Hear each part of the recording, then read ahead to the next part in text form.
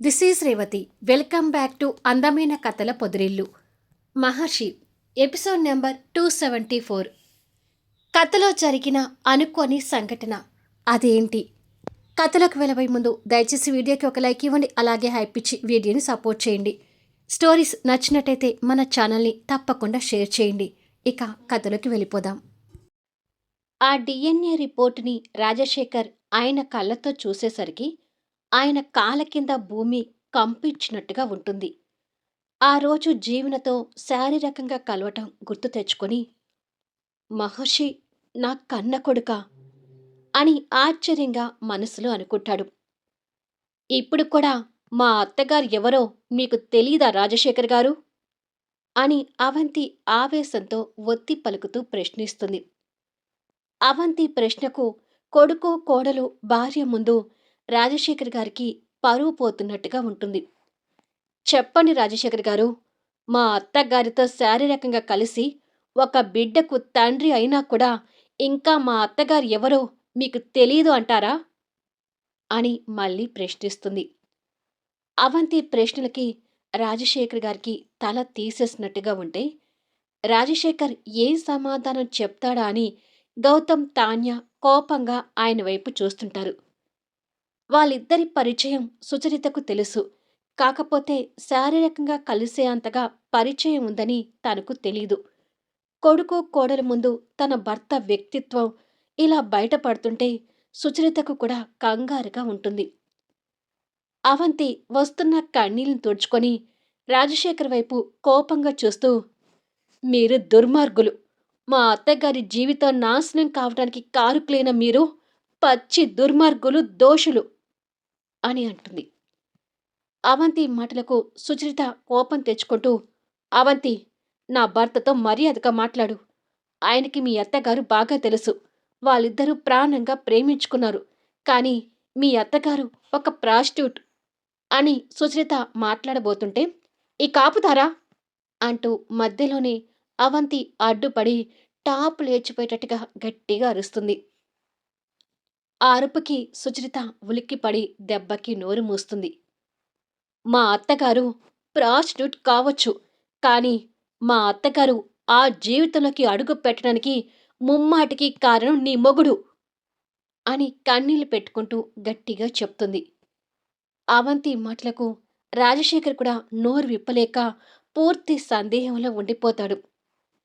వాళ్ళ అత్తగారి జీవితాన్ని తలుచుకొని అవంతి బోరున ఏడుస్తుంటే గౌతమ్ తాన్య అయోమయ పరిస్థితిలో తన వైపు చూస్తుంటారు.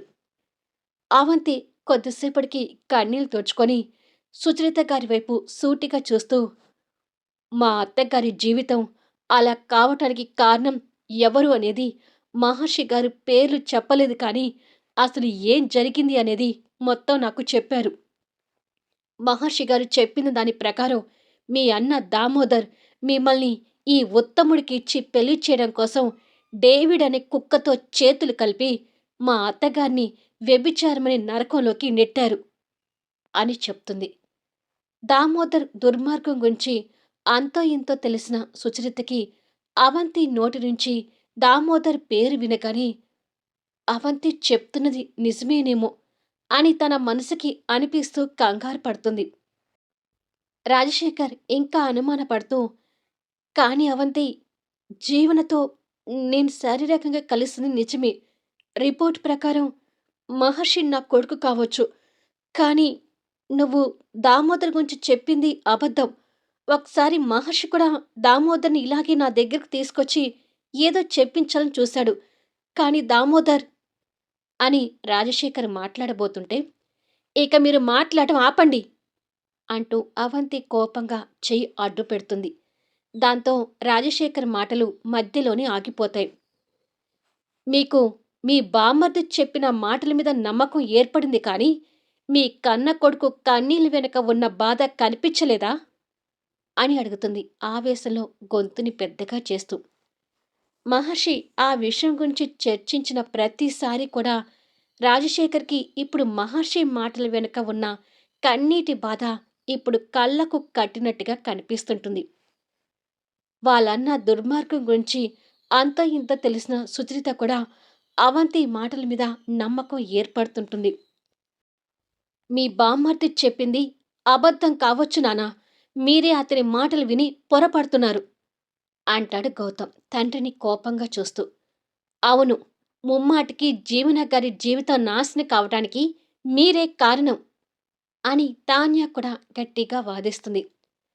కొడుకు కోడలు కూడా అలా మాట్లాడేసరికి రాజశేఖర్కి తల తిరుగుతున్నట్టుగా అవుతూ వెన్నుల్లో వణుకు పుడుతూ కళ్ళల్లో నీళ్లు తిరుగుతుంటాయి. తన వల్లే జీవన జీవితం నాశనమైంది అన్న నిజ నిరూపణ పూర్తి కాకముందే ఆ ఆలోచనకే రాజశేఖర్ గుండె ధైర్యం కోల్పోతున్నాడు. సుచరిత కూడా కన్నీళ్లతో భర్త వైపు చూస్తూ, మా అన్నయ్య మాట అలా ఎలా నమ్మారండి అని అంటుంది. అది విని రాజశేఖర్ భార్య వైపు చూస్తూ, సుచరిత కూడా ఇలా అంటుందంటే దామోదర్ మాటల్లో ఏమాత్రం నిజం లేదన్నమాట అని అనుకుంటుండగానే కళ్ళల్లో నీటి ప్రవాహం ఎక్కువవుతూ ఉంటుంది.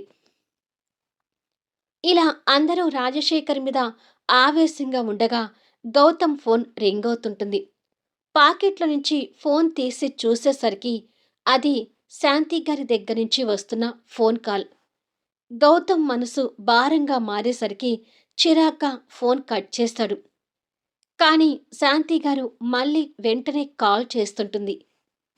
ఏదో అర్జెంట్ అయి ఉంటుందేమో అని అనుకొని కాల్ లిఫ్ట్ చేసి హలో అని అంటాడు గౌతమ్. అటు నుంచి శాంతి గారు కన్నీళ్ళు పెట్టుకుంటూ మాట్లాడుతూ, గౌతమ్, వర్షాన్ని ఎవరో కిడ్నాప్ చేశారంట అని అంటుంది. ఆ మాటలు విని ఒక్కసారిగా షాక్ అవుతూ, వర్ష కిడ్నాప్కి గురైందా? ఎప్పుడు ఎక్కడా అని కంగారుగా అడుగుతాడు. గౌతమ్ మాటలు విని ఆవేశంలో ఉన్న అవంతితో సహా అందరూ షాకుతో గౌతమ్ వైపు చూస్తుంటారు. వర్ష ఆఫీస్కని బయలుదేరింది గౌతమ్. తను ఆఫీస్కి వెళ్ళిందేమో అనుకొని నేను మామూలుగా ఉండిపోయాను. కానీ కొద్దిసేపు క్రితం ప్రమోద్ నాకు ఫోన్ చేసి వర్ష ఇంకా ఆఫీస్కి రాలేదేంటి అని నన్ను అడిగాడు. వర్ష ఎప్పుడో బయలుదేరింది కదా అని నేను చెప్పాను. కానీ వర్ష ఆఫీస్కి రాలేదు. తనకి ఫోన్ చేస్తున్నా కూడా నాట్ రీచబుల్ వస్తుందని చెప్పాడు. అలా నేను ప్రమోద్తో మాట్లాడుతూ ఉండగానే నా ఫోన్కి ఎవరిదో కాల్ వెయిటింగ్ పడింది. ఆ విషయం ప్రమోద్కి చెప్పి కాల్ కట్ చేసి ఆ కాల్ లిఫ్ట్ చేశాను. ఆ కాల్లో వర్ష ఏడుస్తూ నన్నెవరో కిడ్నాప్ చేశారమ్మా, ప్లీజ్ హెల్ప్ మీ అంటూ ఫోన్లో మాట్లాడుతుండగానే అక్కడ ఎవరో ఫోన్ కాల్ మాట్లాడనివ్వకుండా తనని అడ్డుకున్నట్టుగా వర్ష కేకలు వినిపించాయి గౌతమ్. నా కూతురికి ఏమవుతుందోనని భయంగా ఉంది గౌతమ్. మీ మావయ్య బయటికి వెళ్ళాడు. ఇంకా ఆయనకు విషయం చెప్పలేదు. ముందు నువ్వు వర్ష గురించి తెలుసుకుంటావేమోనని నీకు ఫోన్ చేస్తున్నాను అని అంటుంది శాంతిగారు. వర్ష గురించి అలా విని గౌతమ్ భయపడుతూ, వర్షకి ఏమీ కాదత్తయ్య, మీరు ధైర్యంగా ఉండండి. వెంటనే పోలీస్ స్టేషన్కి వెళ్ళి కంప్లైంట్ ఇచ్చొస్తాను. వర్ష ఏ మూలన ఉన్నా తీసుకుని వస్తాను అని ధైర్యం చెప్పి ఫోన్ పెట్టేశాడు. ఏంటి గౌతమ్, వర్ష కిడ్నాప్ కావడమేంటి అని అడుగుతుంది సుచరిత మేనకోడల మీద కంగారు పడుతూ. నిజమేనమ్మా, వర్ష కిడ్నాప్కి గురైందంట. ఎవరు కిడ్నాప్ చేశారనేది అర్థం కావడం లేదు. ముందు పోలీస్ స్టేషన్కి వెళ్ళి కంప్లైంట్ ఇవ్వాలి అని చెప్పి గౌతమ్ వెళ్ళిపోతాడు. వర్ష కిడ్నాప్ అనగానే అవంతి, తాన్య, రాజశేఖర్ కూడా కంగారు పడుతుంటారు. ఇక్కడ శాంతి గౌతమ్కి ఫోన్ చేసి పెట్టేసి తిరిగి దామోదర్కి ఫోన్ చేస్తుంటుంది. ఆ సమయాన దామోదర్ ఓ నిర్మానుష ప్రదేశంలో గోడాం దగ్గర ఓ 10 మంది రౌడీలతో కలిసి ఉంటాడు. మత్తుమంది ఇచ్చి స్పృహ కోల్పోయిన టీనేజ్ అమ్మాయిల్ని ఆ గోడాంలో పడేసి ఉంచారు. అంతమంది అమ్మాయిల్లో వర్ష కూడా స్పృహ కోల్పోయి పడి ఉంటుంది. ఆ విషయం దామోదర్కి తెలీదు. ఆ గోడాం నుంచి దామోదర్ మనుషులు ఆ అమ్మాయిల్ని మోసుకుంటూ వచ్చి లారీ క్యాబిన్లో గొర్రెల మందలో వేసినట్టుగా వాళ్ళని క్యాబిన్లోకి వేస్తుంటారు. మరోపక్క రౌడీలు దామోదర్తో మాట్లాడుతూ, ఎక్కడ కాలేజీ అమ్మాయి కనిపిస్తే అక్కడ మత్తుమందిచ్చి తీసుకొచ్చాం సార్. మీరన్నట్టు గిరాకీ బాగా రావాలని అందమైన అమ్మాయిల్ని కిడ్నాప్ చేశాము అని రౌడీలు గొప్పగా చెప్తుంటారు. వెరీ గుడ్ అంటూ దామోదర్ డేవిడ్కి కాల్ చేయబోతుండగా శాంతి దగ్గర నుంచి కాల్ వస్తుంటుంది. ఇదొకటి పనిలో ఉన్నప్పుడే డిస్టర్బ్ చేస్తుంది అని భార్య కాల్ నిర్లక్ష్యంగా కట్ చేసి డేవిడ్కి కాల్ చేస్తూ పక్కకు వెళ్ళి మాట్లాడుతుంటాడు. ఈలోపు ఒకడు వర్షాన్ని తీసుకొచ్చి లారీ క్యాబిన్లో అమ్మాయిల మందలో పడేస్తాడు. దామోదర్ పక్కకి వెళ్లి ఫోన్ కాల్లో ఉండేసరికి కన్న కూతురు ఆ లారీలో ఉందని తెలుసుకోలేకపోతుంటాడు. ఇవాళ రాత్రికి ఆ అమ్మాయిలని ఇక్కడి నుంచి షిఫ్ట్ చేసి దుబాయ్కి పంపిస్తాను డేవిడ్ అంటూ మాట్లాడుతుంటాడు దామోదర్. స్విమ్మింగ్ పూల్ స్నానం చేసి ఆ అమ్మాయిలతో ఒళ్ళు తుడిపించుకుంటున్న డేవిడ్ ఆ కాల్ మాట్లాడుతూ, చాలా రోజుల తర్వాత నీ దగ్గర నుంచి అమ్మాయిలు వస్తున్నారు దామోదర్. చాలా సంతోషంగా ఉంది. మన స్నేహం ఎప్పటికీ ఇలా నిలిచిపోవాలని కోరుకుంటున్నాను అంటాడు డేవిడ్. నేను కూడా అదే అనుకున్నాను డేవిడ్. వాళ్ళని వీళ్ళని డబ్బులు అడుక్కొని చిరాకొచ్చేసింది అంటాడు దామోదర్. ఈసారి ఆ మహర్షి అడ్డుపడకుండా లారీలో ఉన్న ఆ అమ్మాయిలు నా దగ్గరికి భద్రంగా చేర్చుకుంటానులే. ఆ లారీ డ్రైవర్ కూడా మనవాడే. అక్కడ లోడ్ చేసిన అమ్మాయిల ఫోటోలన్నీ నాకు పంపించాడు. ప్రతి అమ్మాయి సూపర్గా ఉంది అంటాడు డేవిడ్. ఆ అమ్మాయిల అందాలు తగ్గట్టే నాకు డబ్బు కూడా గిట్టుబాటు కావాలి అంటాడు దామోదర్ ఆశగా. తప్పకుండా ఆ అమ్మాయిలు దుబాయ్కి డెలివరీ కానివ్వు, తగ్గ రేటు నీకు పంపిస్తాను అంటాడు డేవిడ్. అమౌంట్ కోసం ఎదురు చూస్తూ ఉంటాను. సరే, ఇక ఉంటాను అని చెప్పి దామోదర్ ఫోన్ పెట్టేస్తాడు. లోడ్ అయిపోయింది సార్. ఆ అమ్మాయిలందర్నీ లారీలోకి ఎక్కించేశాం అంటూ లారీ డ్రైవర్ అక్కడికొస్తాడు. చీకటి పడే వరకు లారీ తీయకండి. అర్ధరాత్రి పూట లారీ బయలుదేరాలి. అప్పటి వరకు ఈ అమ్మాయిలు మత్తుల నుంచి బయటికి రారు కదా అని అడుగుతాడు దామోదర్. వచ్చే ఛాన్స్ లేదు. దుబాయ్ వెళ్ళాకనే వాళ్ళు కళ్ళు తెరిచేటట్టుగా మత్తిచ్చాము అంటాడు డ్రైవర్. గుడ్. చాలా రోజుల తర్వాత సంతోషంగా ఉన్నాను. అందరం మందు పార్టీలో ఎంజాయ్ చేద్దాం పదండి అంటాడు దామోదర్. అమ్మాయిల్ని లారీలోకి ఎక్కించాక ఆ గోడాం ఖాళీ అయ్యేసరికి అందరూ ఆ గోడాంలోనే మందులో కూర్చున్నారు.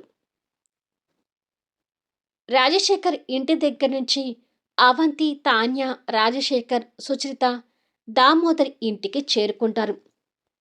నా కూతురు ఏమైందోనని నాకు కంగారుగా ఉంది వదినా అని శాంతి తట్టుకోలేనట్టుగా ఏడుస్తుంటుంది. గౌతమ్ పోలీస్ కంప్లైంట్ ఇవ్వడానికి వెళ్ళాడు. వర్షకి ఏమీ కాదు వదినా, నువ్వలా ఏడవకు అని సుచరిత తనని ఓదారుస్తుంటుంది. అవంతి మాటలతో కలవరపాటుకు గురైన రాజశేఖర్ ఏమీ మాట్లాడలేకపోతుంటే, అసలు దామోదర్ ఎక్కడున్నాడు? కూతురు కిడ్నాప్ అయిన విషయం ఆయనకు తెలుసా అని అడుగుతుంది అవంతి. పెద్దవాళ్ళని అలా పేరు పెట్టి పిలవడం శాంతి కాస్త ఆశ్చర్యంగా చూస్తూ, ఎక్కడికి వెళ్ళాడో తెలీదు. ఫోన్ చేస్తుంటే లిఫ్ట్ చేయలేదు. ఇప్పుడు చేస్తుంటే స్విచ్ ఆఫ్ వస్తుంది. కూతురు కిడ్నాప్ అయిన విషయం ఇంకా ఆయనకు తెలియనే లేదు అని ఏడుస్తూ చెప్తుంది. శాంతి తట్టుకోలేనట్టుగా ఏడుస్తుంటే మరో పక్కకి తాన్య కూడా వచ్చి తనని ఓదారుస్తుంటుంది. తండ్రి చేసిన దుర్మార్గపు పనులు కూతురికి తగలటం లేదు కదా అని అవంతి వర్ష గురించి అనుకొని బాధపడుతుంటుంది. అంతలో మహర్షి తనకి ఫోన్ చేస్తుంటాడు. ఆ కాల్ చూసి లిఫ్ట్ చేసి, హలో మహర్షి గారు అంటూ అక్కడి నుంచి బయటికి వెళ్తుంటుంది. మహర్షి పేరు వినపడగానే మహర్షి కన్న కొడుకు అనే విషయం రాజశేఖర్కి మనసులో మెదిలి కళ్ళల్లో నీళ్లు తిరుగుతుంటాయి. నేను ఇంటికి వచ్చాను. నువ్వు లేవు సూర్యకాంతం. ఎక్కడికి వెళ్ళావు అని అడుగుతాడు మహర్షి. మహర్షి గొంతు వినగానే డిఎన్ఏ టెస్ట్ గురించి గుర్తొచ్చి అవంతి కూడా కన్నీళ్లు పెట్టుకుంటూ ఉంటుంది. హలో అవంతి, లైన్లో ఉన్నావా అని అడుగుతాడు మహర్షి. అవంతి కన్నీళ్లు తుడుచుకొని, ఉన్నాను మహర్షి గారు. అది నేను వర్ష వాళ్ళ ఇంటికి వచ్చాను అని అంటుంది.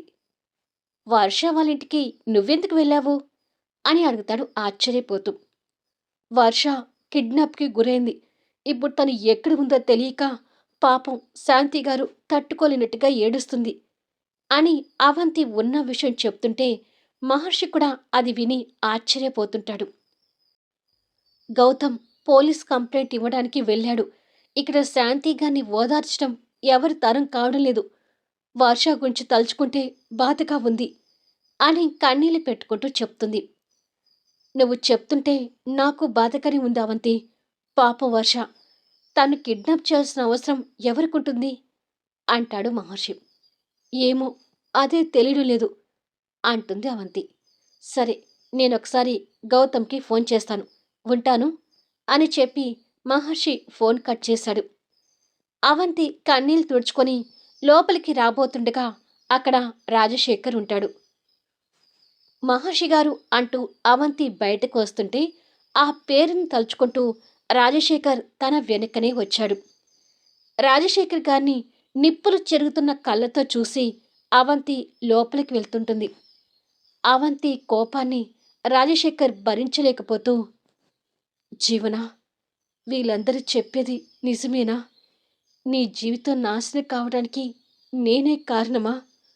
ఒకవేళ అదే నిజమైతే నాలాంటి పాపాత్ముడు బతకడానికి కూడా వీల్లేదు అని అనుకొని బాధపడుతుంటాడు. గౌతమ్, ప్రమోద్ పోలీస్ స్టేషన్లో కంప్లైంట్ ఇచ్చి బయటకొస్తారు. ప్రమోద్కి అసలు కన్నీళ్లు ఆగటం లేదు. వర్ష కిడ్నాప్ కావడం ఏంటి గౌతమ్?